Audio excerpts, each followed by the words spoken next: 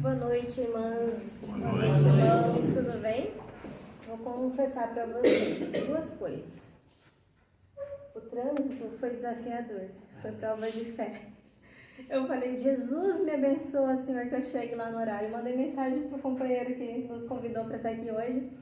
E eu orava, torcia os dedinhos, falando, Deus, por favor, espiritualidade, me ajuda a chegar. Aí, o trânsito que estava previsto para chegar em 30 minutos, foi subindo para 40 minutos, e eu falei, não vai dar. Avisa lá o pessoal, por favor, que não vai dar, que sinto muito. Mas, a fé é vacilante, né? A gente fica desconfiado.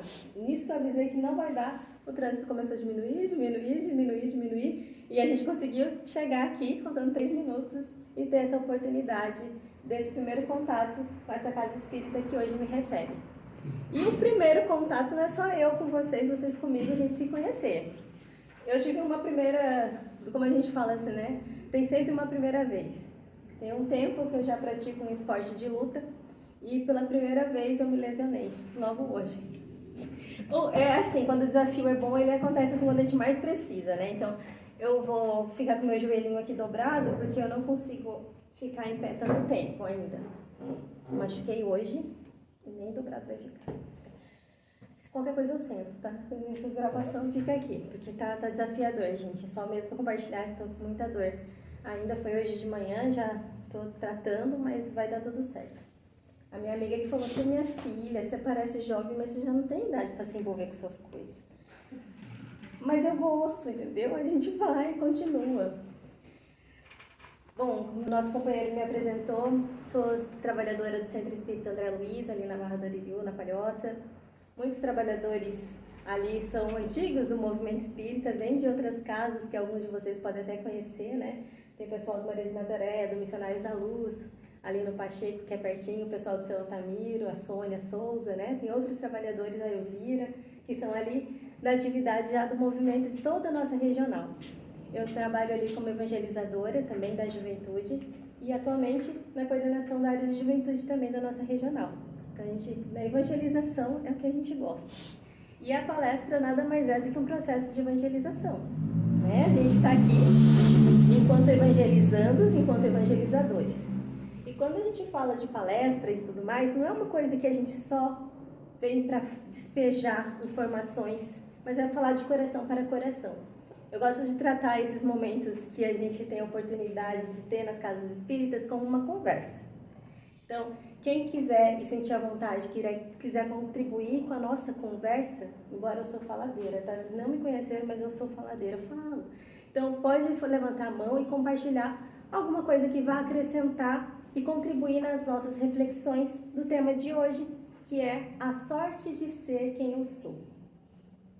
A sorte de ser quem eu sou é uma reflexão que me veio, porque quando a gente escolhe um tema para se propor no diálogo à luz da doutrina espírita e do Evangelho de Jesus, a gente pensa nas questões que também nos trazem dúvidas, questionamentos. E um dos aspectos da doutrina espírita que nos proporciona a expansão da nossa consciência é o filosófico. A sorte de ser quem eu sou. Quem sou eu? A sorte em ser o que hoje eu sou, o que eu represento, a condição que eu tenho, isso é filosofia, gente, questionamentos, entender o nosso pertencimento em relação à vida. Qual de fato é o nosso papel atual? Hoje aqui nesse corpício lindo e maravilhoso. Isso reflete quem eu sou em essência? Tem uma atividade que a gente faz nos estudos doutrinários, até em treinamento de RH, enfim, é uma atividade de falar assim, quem sou eu? Aí a gente fala, meu nome é Mariane. Tá, isso não é quem você é, isso é o seu nome. Quem é você? Ah, eu sou filha do Eri. Esse é o nome do teu pai, você te coloca como filha, mas não é você. Quem é você? Ah, eu sou profissional de tal área. Não, isso é o que você faz, não quem você é. Então, são exercícios de reflexão para a gente entender quem somos nós em essência, o que nós representamos. E no tema, a sorte de ser quem eu sou, é compreender como é que nós chegamos para que hoje, neste momento, 8h10 da noite, essa sexta-feira, possamos entender um processo de autoconhecimento, de autoaceitação e, por fim, de autoamor. E com essa proposta, nessa reflexão, a gente vai trazer algumas referências. Eu preciso de reguladores de áudio. Se eu estiver falando muito baixo, você pede assim, ó, para aumentar, tá? Reguladores de áudio, assim. Eu tendo a falar devagar e rápido, ainda devagar não, baixo e rápido. Então, por favor, pede para aumentar e diminuir também a velocidade. É igual o YouTube, né? O YouTube você coloca, o WhatsApp também, 2 vezes, aumenta e diminui, é a mesma coisa. Então, nessa proposta de autoconhecimento, autoaceitação e autoamor, nós vamos fazer essa jornada com base nas obras básicas da doutrina espírita, o Pentateuco nos subsidia e o Evangelho do Cristo, através da Boa Nova, de citações do próprio Cristo e anotações dos apóstolos e dos discípulos, a gente vai entender um pouquinho dessa jornada. É uma breve jornada para a gente entendermos e compreendermos. Não precisamos aceitar. A gente compreender um pouquinho sobre a sorte de sermos quem somos. Antes eu vou começar com uma história. Quem souber, não conta para o coleguinha quem está do lado. Não é para contar. Quem souber que história que é, guarda para si, até eu revelar, tá? Daqui eu consigo ver quem já identificou que história que é.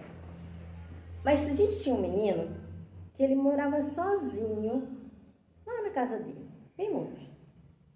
Ele vivia sozinho, tinha a rotina dele, a vida dele, as coisas do jeitinho que ele gostava. Naquele dia a dia, ele tinha as práticas, a limpeza da casa, a limpeza do ambiente. Era um espaço que era só dele. Era pequenininho, mas era confortável. Era uma forma que ele se sentia bem. Até que um dia, sempre tem aquele dia, chegou uma visita inesperada. Não convidada, não autorizada, mas simplesmente invadiu e ocupou seu espaço. E ficou ali. Gente, não foi uma visita qualquer.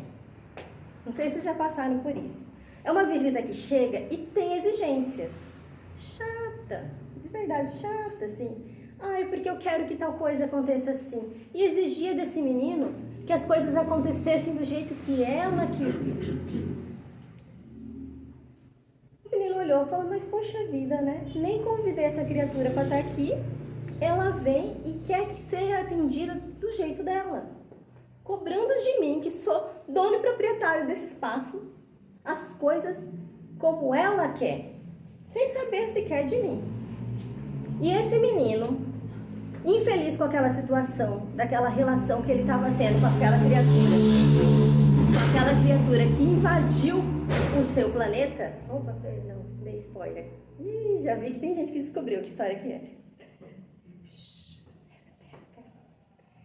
Infeliz com aquela situação daquela criatura que invadiu o seu planeta, foi viajar outros mundos para entender, encontrar uma resposta para aquela solução daquele problema que ele estava vivendo. Num planeta, ele conversou com o rei, focado no seu poder, na sua liderança, nos seus cuidados. Nem deu bola para o menino, que queria entender sua relação com aquela visita. Ó, tá vendo? Falei para não fofocar. Já estão passando a dica, colega. Daqui eu falei que consigo ver. Sou evangelizadora, gente. Calma, a gente vai falar. Quem ainda não pegou, calma. Esse menino saiu do planeta do rei desgostoso, porque não encontrou respostas. Foi para o planeta de um vaidoso, focado em suas belezas, as suas características. Mal ouviu que aquela criatura que tinha uma angústia, um problema de relação, de contato, queria tirar as dúvidas. De lá ele passou pelo planeta de um beberrão, depois de um homem de negócios. Todos eles estavam focados no seu ego, nas suas ilusões e alienados com seus próprios sentimentos. Mas aí, esse menino, que era de verdade um príncipe, chegou na Terra. Sabemos que história que é? Querem falar? Querem falar? Compartilhar com os demais? Eu acho que é o Pequeno Príncipe. Ah, acertaram juntas! Muito bem! É o Pequeno Príncipe, depois de viajar vários mundos, sair do seu mundo, que ele estava muito irritado com uma situação de quem que invadiu o planeta dele? Quem que invadiu? era vermelho. Uma criatura vermelhinha que invadiu o planeta dele. Era muito bonita, mas ela tinha seus espinhos. Uma rosa vermelha que invadiu, e ela era danada, gente, né? Terrível, terrível. Ela queria que uma proteção fosse colocada ao redor dela para que ela não pudesse ter afetado as suas pétalas, que fosse molhada de um jeito específico, que não fosse agredida. Ela chegou invadindo o pequeno planetóide do Pequeno Príncipe e fazia exigências para ele. E naquele relacionamento, ele preferiu deixar o planeta para buscar soluções com o problema que ele estava tendo com aquela rosa invasora. Rodou esses outros planetas e até que ele chegou na Terra. Aqui na Terra, ele teve as mais belas lições de compreensão sobre o relacionamento, sobre a vida. Na Terra, ele encontrou aquela que ensinou para ele sobre um verbo, que a gente até canta numa das músicas do Movimento Espírita. Ele aprendeu com uma raposa sobre cativar. Tu te tornas eternamente responsável por aquilo que cativas. Foi o que a raposa disse para o Pequeno Príncipe nos questionamentos dele em relação à sua relação com a rosa. E ela ainda diz mais. A gente só conhece bem as coisas que cativou. E complementa, porque a gente se torna responsável por aquilo que cativas. Tendo entendimento sobre o nosso tema, de falarmos de nós, do processo de autoconhecimento, de autoaceitação, de reflexão e do auto-amor, a história do Pequeno Príncipe, para quem ainda não teve a oportunidade de ler, e mesmo para quem já leu, releia com os novos olhos, com um novo prisma, uma nova lente, nos traz uma metáfora sobre as nossas relações de nós conosco mesmo. A rosa simboliza as nossas próprias características, o nosso eu em essência. Às vezes a gente não quer ouvir qual é a demanda que aquela rosa do nosso jardim interior está trazendo. A gente ignora, não quer atender, prefere transitar outros mundos do que olhar para a sua própria rosa. E nessa linguagem, né, que o autor Saint-Exupéry, acho que é esse em francês, me perdoem, vocês estão gravando, é isso mesmo? Obrigada. Exupéry, obrigada. Por isso que eu falo, não dá para gravar umas coisas dessas, que eu vou falar tudo atravessado. Mas o Exupéry, ele vai falar sobre esses relacionamentos e esse aprendizado. A rosa surgiu ali no planeta de uma forma inesperada. Assim como é com os nossos sentimentos, as nossas emoções, elas vão surgindo conforme o nosso progresso, conforme a nossa evolução.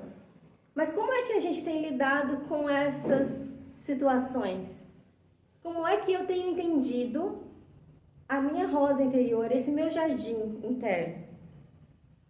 A rosa, não a rosa, há uma terra batida, um pouquinho arada, falta adubo. Como é que anda nosso jardim nesse processo de autoconhecermos, autoaceitarmos e, por fim, alcançarmos o amor em plenitude? Nós precisamos olhar para nosso interior, compreender como é que estamos por dentro, quais são as necessidades que se gritam, que se chamam. E para nossa alegria, a gente conta com tantos missionários do bem que nos trazem caminhos para que a gente possa percorrer essa jornada. Eu trouxe 3 pontos: autoconhecimento, autoaceitação e autoamor. Não necessariamente eles caminham um à frente do outro. Eles podem andar juntos. Por vezes a gente está se entendendo um pouco mais dos nossos pensamentos. Olha o processo obsessivo aí, né? O que é pensamento meu? O que é o pensamento de influenciação espiritual? O que é pensamentos externos de coisas que estão acontecendo? E tudo bem eu não conseguir dar conta dessa situação agora. Há 10 anos eu me cobraria muito mais. Agora eu já consigo compreender que vou deixar passar. Outras oportunidades virão. E nos amarmos. Tem vezes que a gente olha no espelho e fala, socorro. Até tampa o espelho, né? Acontece, nem olha. Outras vezes falam, nossa, até que eu tô bonito, né? Tá, olha que essa barba bem feita. Meu Deus, olha que cabelo brilhoso. E são processos que vão caminhando, cada um de um pouquinho, conforme nossa compreensão. Tem dia que a gente não quer nem saber de nenhum dos três, nem de nos autoconhecermos, de nos reconhecermos ou de nos amarmos. A gente ignora. Vou falar igual os jovens, é raro, mas acontece muito. No processo que nós estamos atualmente de espíritos imperfeitos, mas perfectíveis, a característica de entender-nos enquanto individualidade é a segunda parte do Livro dos Espíritos, em que a gente vai encontrar sobre da natureza do espírito. Esse tema de individualidade é tratado muito antes de Jesus. Os filósofos da antiguidade já falavam sobre sermos únicos. Então não dá para se comparar e nem se julgar em relação ao processo do outro. E o que é mais comum que aconteça é que a gente se compare. Porque fulano? Porque todo mundo dá conta menos eu. E os Espíritos nos esclarecem, lá no Livro dos Espíritos, sobre a individualidade, que cada pessoa é única. Cada um possui a sua própria essência. Cada um de nós tem, teve e terá experiências individuais. Uma coisa que a gente pode pegar como prova disso é esse momento aqui agora, de tudo que foi falado ao longo desses minutos. Passaram muito rápido, tá? Falar pra verdade, ficou muito rápido. Tá correndo esse relógio. Esses minutos, cada um de nós que olhou para essa cena aqui, vivida por nós, as emoções que perpassaram os nossos pensamentos, os nossos sentimentos. Se a gente fizesse uma entrevista ali, cada um ia relatar um fato sobre tudo que vivemos. Às vezes podia ser até parecido, né? Mas cada um vai ver com um olhar. Vai trazer suas experiências, suas vivências, tudo que já sabe ou que busca saber, para comparar com a resposta do que a gente tem. Então não dá para se entender que o processo de autoconhecimento e autoaceitação e de autoamor vai ser igual para todo mundo. Chegar para o colega e falar: qual é o teu nome? Felipe, me passa a receita de como é que foi que você teve agora esse autoconhecimento. Não vai funcionar, gente. Até pode a gente aproveitar alguma coisinha, né? Como a gente fez e faz com o modelo dos missionários que vieram à Terra para mostrar seu processo de aperfeiçoamento. A gente tem um dos exemplos mais lindos desse processo de entrega à sua própria missão, que é o Francisco de Assis. O irmão franciscano, ele vivia como burguês, de uma família muito rica, foi à guerra, voltando da guerra, sentiu aquela angústia daquela vida que ele teve, daquela experiência que ele teve, e começou a ouvir o chamado para pregar o evangelho de uma forma diferente. É umas receitas que a gente tem de um caminho que dá para fazer. Quantas guerras a gente já não passou, quantas coisas que a gente vivenciou de dor, de sofrimento, mas temos ainda a escolha de seguirmos o evangelho e propagarmos o amor fraternal, fraterno solis, fraterno lunae, como Francisco nos propôs. E ainda mais que a gente possa entender a nossa alegria interior, sem as influências externas. Então, para a gente começar a entender a individualidade, para poder caminhar juntos, né?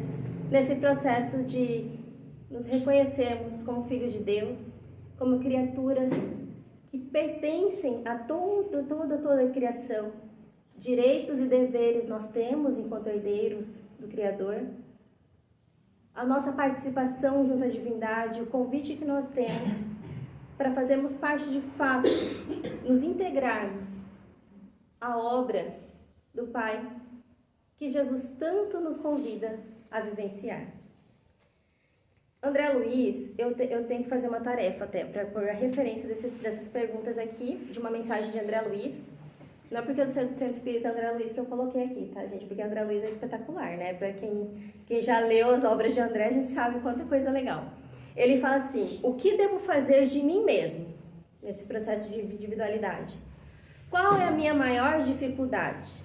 E aí ele responde: trabalhar, não desistir, ter bons pensamentos, amar e fazer os outros sorrirem, porque assim a gente conquista a nossa alegria íntima também, no partilhar.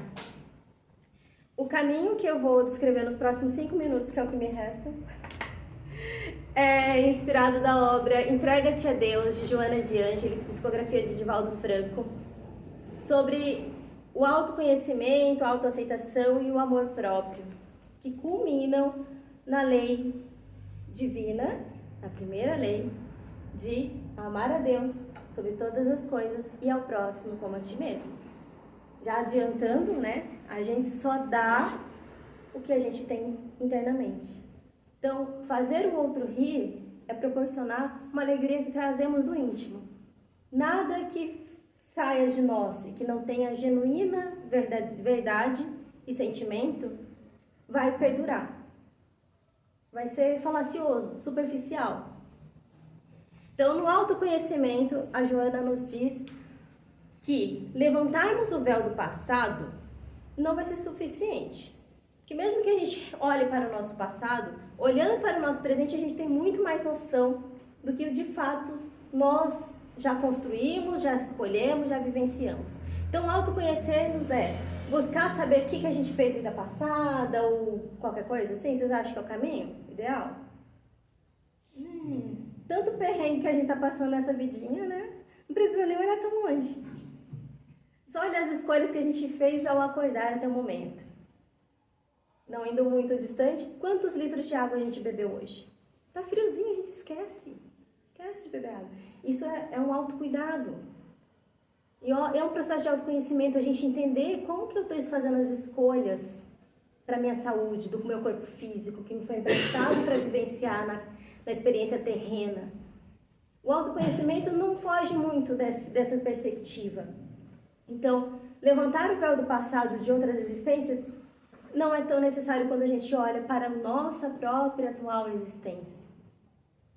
Aqui eu posso dizer que tem uns jovens, mas os jovens mais jovens, tipo nós, podemos comparar a uma década, 2 décadas atrás, quais eram os nossos pensamentos quando alguém pisava no nosso dedinho, pisava no dedinho do pé do Felipe, aqui só para pisar. Pisava, Felipe, o que você ia fazer há 10 anos? Você dava os cachorros. Coitado dos cachorros, né? Mas tudo bem. E agora? Qual que é a minha postura em relação a isso? Aos acontecimentos? Isso é um processo de autoconhecimento. Poxa, há 10 anos eu tinha um entendimento diferente, hoje eu já tenho outra postura.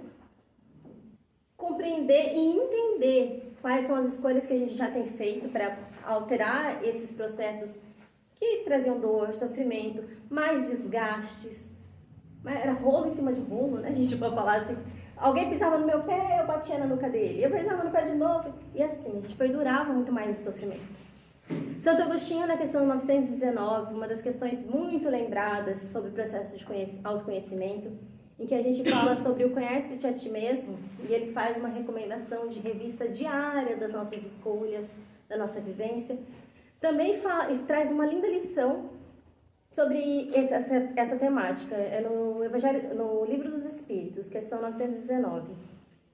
E assim como o Pequeno Príncipe fez uma jornada entre mundos para entender o seu mundo interno, a gente não precisa ir tão longe, é só olhar para nós mesmos. Se o Pequeno Príncipe olhasse para a sua rosa, dentro do seu próprio planeta, falasse com a sua rosa, perguntasse quais são suas necessidades, o que você quer de mim, como é que eu posso realmente fazer a nossa relação dar certo? A gente olhando para a nossa rosa íntima, para o nosso jardim interno, a gente vai construindo essa primeira etapa do autoconhecimento. E a autoaceitação, que é o segundo ponto, é olhar para tudo isso que nós temos e somos, sabermos que temos defeitos sim, conhecer e não se apegar a isso, mas também valorizar as nossas virtudes. Tem muita coisa boa dentro de nós. E toda essa conquista não pode ser ignorada, não pode ser deixada de lado. Precisamos valorizar o que há de bom em nós, olhar para isso e de fato falar, isso é meu. Eu tenho isso por construção minha, sem vaidade, pelo amor de Jesus Cristo. Não vai falar que a Mariane foi lá, falou para ser vaidoso, por favor. Tá? Mas sem vaidade, com respeito, com responsabilidade, como o Evangelho segundo o Espiritismo nos proporciona. A responsabilidade e a sorte de ser quem nós somos de fato. Essa visão não distorcida de nós permite a autoaceitação. Engajarmos naquilo que já temos de bom, e dali, e não é rejeitar aquilo que ainda temos de dificuldade, de desafio, mas de buscar aperfeiçoar-nos. Tendo isso cumprido, vagarosamente, passinho em passinho, nós atingiremos a construção do alto amor, que é o terceiro ponto da nossa conversa de hoje. Que é o amor que expande. Está lá no Evangelho segundo o Espiritismo, sobre que o amor a si é a base do amor ao próximo. Então a gente vê que amando nós, nos amando, a gente vai transcendendo ao próximo e assim a gente consegue completar a trindade. Eu, o próximo e Deus. Porque quando a gente diz, mas eu amo profundamente a minha mãe, eu amo muito meu filho, amo demais externamente, e não nos amamos, não nos reconhecemos. Eu falo, mas eu amo a Deus, mas eu não consigo relacionar com as pessoas. Que tipo de amor que é esse? É uma paixão. Podemos dizer assim que é uma paixão. Superficial, que acaba rápido. Qualquer contrariedade, qualquer situação desafiadora, a gente deixa de amar, porque também não se sente amado de volta. O amor, ele não exige. Ele simplesmente acontece. Ele simplesmente se expande e proporciona frutificar no nosso jardim interno rosas de alegria, plantadas, cuidadas com muita paciência, com muito amor. O Pequeno Príncipe aprendeu com a raposa sobre cativar a sua rosa.